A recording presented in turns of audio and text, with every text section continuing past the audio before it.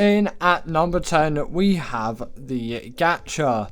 But, you know, this creature is an extremely useful one, but I can very much acknowledge that it is a very ugly one. And albeit it isn't the ugliest creature out there, and Gacha Claws doesn't look too bad, I still think, especially with these colours, it's not just the colours, but mainly the humanoid teeth. Just something doesn't really sit right with me with this creature, and it kind of makes me think, looks a bit off. I don't really want to look at it any longer, and it kind of looks a bit like vomit on its back, you could say, like with all the stones and that. But, you know, still an extremely useful creature, and I'm not saying that any of these creatures are not useful because of their appearance.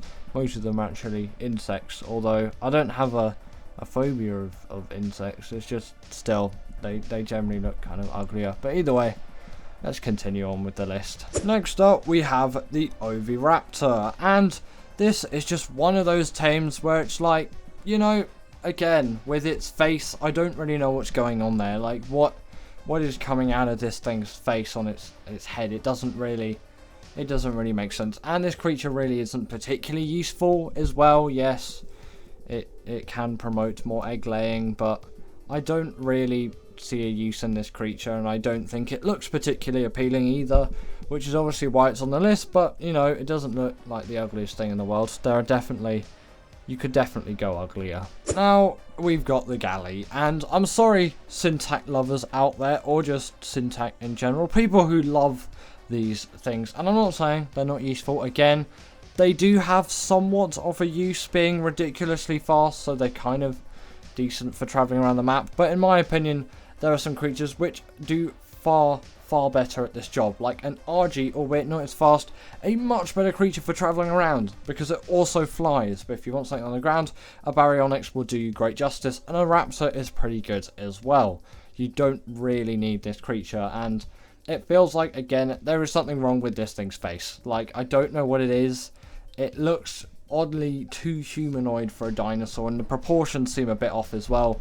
But that kind of is how this creature works, so, you know, I get it, ish. Also, its saddle is a little bit, like, I don't know, with the two metal bits.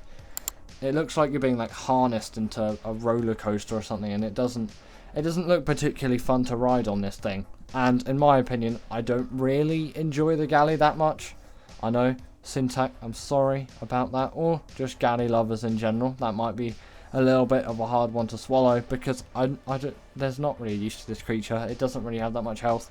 I can acknowledge that maybe you would use it for travel, but considering its bad health and bad damage, it's not really worth it. You can easily kill these things literally just by shooting trank darts into them instead of trank arrows, and I can't spend time with these creatures. In at number 7, we got the Bulbdog, and I'm sorry, okay, yes, this is definitely kind of a cute creature as well.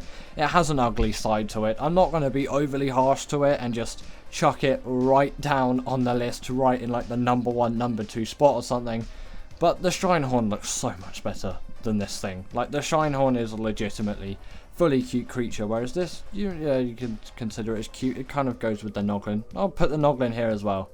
Noglin and Bulbdog in at the number 7 spot, because they're kind of cute, but they're also like really creepy and ugly, but it does match the theme of Operation, doesn't it? Just creepy, ugly variants of cute things. Next up, we've got the Angler, and this actually does have a pretty decent use, being used to gather silica pearls pretty nicely, but apart from that, it doesn't really have anything. At least it's not like the Liopleurodon though, which is the most useless sea creature out there. This one actually does have quite a nice use, and it does have a little bit of nostalgia with me because it was Squid's last kind of like OG Ark video. I think it was like episode 50 or 50 something, and they tamed the Angler.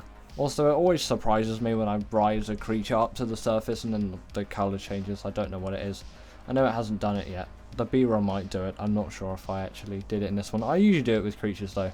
It's weird how much Ark water changes the colour of a creature. It just kind of makes them all look like the same colour. Either way, you can probably tell why this creature looks quite ugly. It's got an overly large mouth and really big teeth, and anglerfish are notoriously just kind of scary. Like, you just think of that thing in the deep sea and you're like, I don't really want to go there, do I? In at number 6, we have the Arthropleura, and this thing has a lot of legs, and some people can't cope with a lot of legs. I'm not one of those people, but for me, it's that face. Like, it doesn't match the color of the whole rest of the creature. Like, I like the purpley, greeny, goldiness, if there's even really any gold in there. That might just be the reflection for me, or just something to do with the sand. Don't even know if Ark really does stuff like that. ASA probably does. Either way, its face doesn't sit right with me. It looks like someone's taken a loaf of bread and just taken the crust off, and then just stuck eyes and claws on it. And also the way it moves is kind of unappealing as well. Like, I'm trying to imagine the texture of this creature, and it's nothing good at all. Like, what is wrong with this thing? I don't know, but at least it can destroy tech things with its spit, and actually you can use your normal attack as well, but it destroys armor with that. I don't want to know what's in that. Does anyone actually know what's in Arthropleura spit to make it like that good at destroying things? Next up, we have the Rhoganatha, and this creature is still very mysterious and kind of creepy to me, although I've tamed it quite a lot of times and I've used it quite a lot on both the island and the Lost Island. Actually, mainly on ASA, considering how much they spawn everywhere. It's insane. But if you do want to know the spawn locations, they are on screen right now. But if you want a more broad description, more broad, either way, any swamp biome on Lost Island or the island, you'll find it. Doesn't matter if it's ASA or not, but any other map, no. And on normal Ark, they're really rare, but that kind of makes them somehow more creepy. But this isn't a creepy creatures list, this is an ugly creatures list, and it looks like it wants to rip my face off, really, and I really don't like its eye colour. It just doesn't sit right with me. It feels like normal eyes. Actually, maybe that would be even creepier and uglier. But either way, not a fan of its eyes. Not really a fan of its general body shape as well. It really looks like it wants to kill me, but like, it's not like a nice looking creature. I don't know what I'm talking about anymore. Either way, if you did want to know how to tame one, because their taming method is actually quite complicated, so I just chuck it in. Get a pheromone gland for a male, get these resources on screen, tame yourself a Bronto. There are other creatures which work, but the Bronto is the best one to use. Then you'll want to get a net projectile or just a general trap to trap this thing. The net projectile is so much easier to use. And then just get its health to as low as you can. As low as you can. Doesn't matter. Just get it as low as you can. Doesn't matter how you get there, but you preferably got to do it quite quick. At least the net projectile does give you a minute. With the trap, you can kind of take as long as you want, really, but that's on your own accord, really, how long it takes for this trap. Net projectile, under a minute to do it, and I've got higher than 150 like levels. It goes up to 1,500 for me, so it shouldn't take more than a minute to get its health right down to as low as you can. Then feed that pheromone gland to your Bronto or equivalent other creature. If you need to damage it a little bit more as well, you can always, because its health goes up really fast. Use the magnifying glass or some spyglass, then it will imprint your creature. That's when those resources are needed for 100% effectiveness. Not really necessary in my opinion. And then your creature will die, so don't choose a special one and you get a Rhoganatha baby. In at number 3, we have the Stalker. And like, most people have arachnophobia, which is why I've kind of put this in this. Again, not a creepy creatures list, but most people think spiders look generally ugly, and with its 8 not glowing red, but still red eyes and its tendrils of whatever that sprawls out of its body, it's not a very appealing looking creature. Like, if you wanted to find a really like cute or pretty looking animal, you probably wouldn't go for this. Like, I like its intricate design, and if you're running Ark at a high resolution, like, it kind of looks pleasing in terms of the shape of it and how crisp it looks, but that's just high resolution looks pleasing, really. 1440p is just a nice resolution. I know that I release these videos in 1080p, but this was recorded in 1440. I just put it down to 1080, so you probably can't tell, but for me at least, I know it's 1440 and it looks nice to me. Opinions on resolution, everyone. 1080p or 1440p? What do you think? I'm more of a 1440p guy myself, and considering getting a 3090 soon, yeah, I'm not a 4K person. I have a 1080p monitor. I use DSR. Dynamic super resolution. Either way, back to talking about this thing. generally people think spiders are ugly. There's your rationale, but they are actually a really useful creature. Traveling around, like you can probably see there, you kind of get to be Spider-Man, which is nice. An ugly version of Spider-Man that deals a lot of damage and can get you hexagons if you do the Bog Rush missions on Genesis Part 1, which I've done on Alpha. I've done it.